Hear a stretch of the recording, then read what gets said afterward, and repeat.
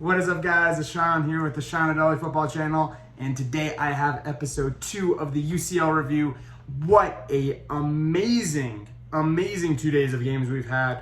The UEFA Champions League is back, and it is absolutely amazing. The quality of games were absolutely phenomenal. So many amazing storylines.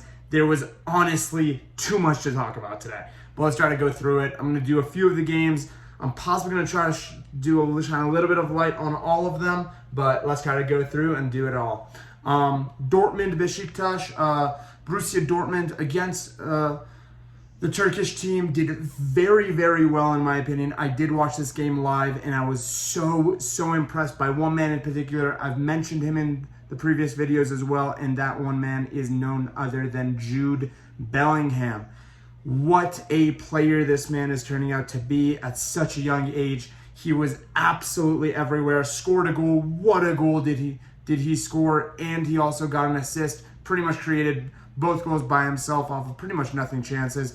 So impressed by him, and all around the Dortmund team just played so phenomenally in my opinion.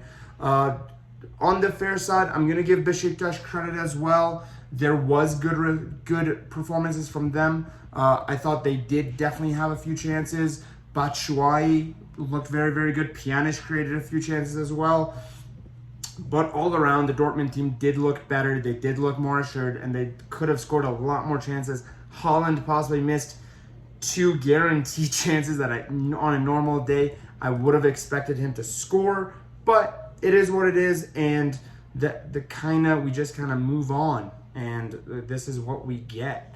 But the main games that I did, this was one of the games I was very impressed with the Dortmund team. The XG of the game was 3.2 to 1.4, kind of giving that heavy lead over to Borussia. They kind of deserved it, 14 shots to 12. I was very much impressed with them all around. Moving on to the next game that I definitely did want to mention, and that would be none other than Atletico Porto. I think this game, Atletico got so lucky. I thought Mehdi Taremi's goal was a totally fine goal. I did not think that needed to be viewed for VAR, and I think that should have gone down as 1-0. Porto played amazingly well. They actually led by XG as well. Very disappointed in Atletico all around. I thought that they played so below par. XG had it at 1.8 to 0.3. The lowest scoring XG of the day. We're not going to talk about who was lower yesterday. You all know I'm wearing the shirt, but we don't need to talk about it. It is what it is. I had to dig up myself a little bit there. Very impressed with Porto. Very disappointed in Atletico. I think Porto could have easily won, but a 0-0 draw in Madrid, I think Porto fans would have gladly taken that, but almost a shame. The red card, very harsh red card as well. All around, things didn't really go Porto's way. I'm not going to spend a lot of time on the Inter Milan-Real Madrid game. Only thing I will mention is that Madrid did not edge the XG at all. It was 2.5 to 0.94 in favor of Milan, showing that the home team should have won this game. They did have more chances. It was 18 shots to 12. The quality of the chances definitely did favor Milan, but the game wasn't very exciting in my opinion. Milan should have scored, but in the end, Rodrigo, after a fantastic interchange of play with Camavinga, was able to get the goal, and Real, fortune favors at the end of the day. So always kind of get lucky with these types of games. I'm saving the best games for last, don't even worry, but need to make a huge shout out to Club Brugge. What a fantastic display they put on for us in Brugge. I was so impressed. They were absolutely edging PSG, and I thought the game was very, very even. I thought it could have gone either way. 16 shots to 9 kind of gives you a story of the game. There was a lot of long distance shots from Bruges, but Messi, very disappointing in my opinion. Pretty much when Mbappe left the field, it didn't look like PSG were really going to score from then on, in my opinion. 1.49 to 1.35 in the Parisians' favor was the XG. Not very impressive there. I think this was pretty much the result of the week weekend, possibly after Young Boys. Very, very fantastic from Club Brugge. Very, very impressive from them. They did pretty much everything they could have done, and they fought to the last minute and got their results. Now we're on to the 3 best games. Like I said, every game we could have talked a few minutes about easily. But what a game this was. Liverpool-Milan, technically. 3-2 to Liverpool. It ended after a very topsy-turvy game at the beginning with that own goal from Tomori, which should have been pretty much credited to Alexander-Arnold. What a deadly duo him and Salah have become this season. Absolutely frightening. They're pretty much I was saying Liverpool are one of my favorites to win this tournament. I definitely see them doing it. However, credit to Milan. They made the game tough. Antonio Rebic and Brahim Diaz got 2 goals after that mess up that they had in the back line. Brought the game to 2-1 at halftime. Looked really, really good going into the half for Milan. But straight out the gate, Salah's able to get a goal. And in the end, Henderson, what a strike. What a fantastic captain goal. And Liverpool deserved the game. 23-7 shots. The XG had it at 2.6 to 1.4. Liverpool was definitely favorites. Credit to Milan. They put everything they had on the line and they tried to make it interesting. But at the end, there's no shame in losing to Liverpool in Anfield, that specifically. But must be said, so much. It's just beautiful to watch. It was also great to see Klopp kind of regain that he's on it this year. You could feel the vigor between him and the players and the fans. Liverpool with a full Anfield is just kind of a different monster, honestly.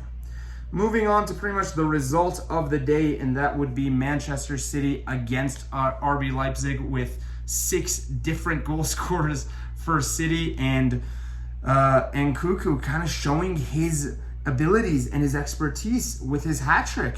It's always rare to get a hat trick when you're the losing side as well, but this was by far one of the most entertaining game of the 2 days, in my opinion. 9 goals in total. You don't see City conceding 3, but it was absolutely fantastic. Pretty much from minute 1, the goals were flying in on either side, and it was just a very, very impressive game. For lack of a better word, Leipzig possibly just didn't have enough talent to compete with the City side, and that type of open football, end-to-end stuff does favor usually the stronger team, and City were able to take advantage of it and were amply rewarded for it. They won't mind winning 6-3. Guardiola might, to be fair. But for the fans and for the neutrals, this was a fantastic game. Can't complain anything more than getting 9 goals out of the game. Very impressed by one player in particular, which was João Cancelo. Absolutely everywhere. So instrumental to the way Manchester City play, and I think he'd had a fantastic game. Also credit to Jack Grealish for getting his goal. Could have been a different night. I feel like the goals for the answer of each goal came pretty much perfectly. After Nkunku got his first goal, Mahrez scored again.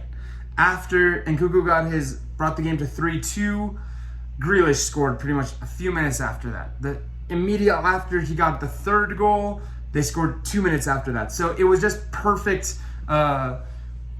dream crushing from City for 3 times in a row pretty much. It could have been a different game. There was a world where Leipzig could have come and maybe gotten a result, but honestly, losing to Man City, there's no shame. There's no shame whatsoever. And also a shout out to Sebastian Haller for 4 goals against Sporting Lisbon.